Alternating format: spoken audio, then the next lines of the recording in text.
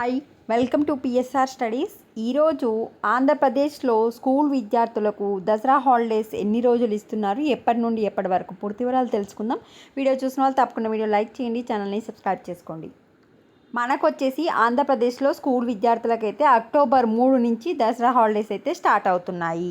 October 3 నుంచి అంటే October 2 కూడా మనకు గాంధీ జయంతి హాలిడే కనుక మీరు అక్టోబర్ 2 నుంచి కౌంట్ చేసుకుంటే అక్టోబర్ 2 నుంచి 13th వరకు మొత్తం 12 రోజులైతే మనకు దసరా హాలిడేస్ అయితే కలిసి రావడం జరుగుతుంది. యాక్చువల్గా గవర్నమెంట్ అయితే అక్టోబర్ 3 to 13 అంటే 11 days, అక్టోబర్ 2 గాంధీ జయంతి కనుక మొత్తం 12 రోజులు అయితే దసరా హాలిడేస్ రావడం జరిగింది.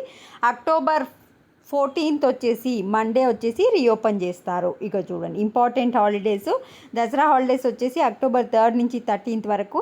ఏవైతే క్రిస్టియన్ స్కూల్స్ ఉంటాయో వాళ్ళకి మాత్రం అక్టోబర్ 11th నుంచి 13th వరకు ఉంటాయి, ఎందుకంటే వాళ్ళకి క్రిస్మస్ హాలిడేస్ ఎక్కువగా ఉంటాయి కనుక. అక్టోబర్ 31st వచ్చేసి దీపావళి హాలిడే.